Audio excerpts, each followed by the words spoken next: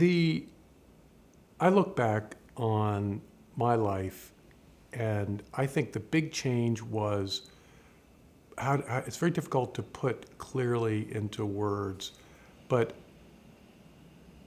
we've reorganized society around the interests of the top 10 or 20% of society. So the way I would describe it over the last two generations. So a lot of people have made this argument in terms of economics and how income inequality and wealth inequality and so on and so forth. And that's really not my area of expertise. I'm interested more in the kind of moral and social atmosphere in which we live. So when I was a kid, I had to put on my little clip-on tie to go to church. What was going on there? You know, I was from a prosperous family. My dad's an attorney. Well, part of the job of people who are from those to whom much is given, much is expected, and so you had to project social standards to the rest of society. You had to live in accord with what the 60s contemptuously called bourgeois values, and so you had to walk the walk as well as talk the talk of respectability.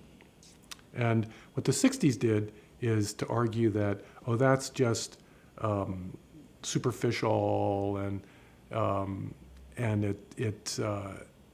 it's not sincere. There are many different criticisms of it. It's repressive, et cetera, et cetera. And so you have a situation where the most elite factions of society, the 60s changes were really driven, many of them by university students. So they're automatically, at that point, only probably 20% of young people were going off to university. So the top 20% reorganized the moral culture of society to serve their interests, is what I'd say. So you could, as I used to tell students, you could take LSD, have sex with your girlfriend, and chalk it up as a great blow for freedom and moral progress. So you could compliment yourself that you were getting what you wanted, and you were on the moral vanguard of the new society. So just looking back, it's kind of almost comical, and I put it in a very comical way. But it's kind of what happened, it seems to me. I mean, I look at tech billionaires wearing T-shirts and trying to look like dock workers, and or here in New York.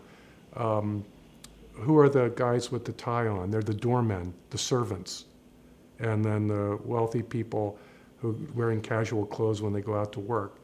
And when I was a professor and I would wear a coat and tie, the students say, "Well, Professor Reno, why do you wear a coat and tie?" I said, "Well, I have to show you respect." And they first misheard me. They thought it was to make them respect me. But I said, no, it's my way of showing you respect.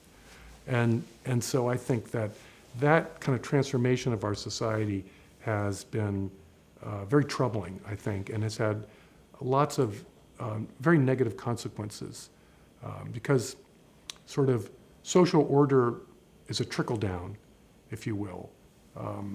And if the people at the top are not maintaining social norms, then people in the middle at the bottom lack leadership, moral leadership.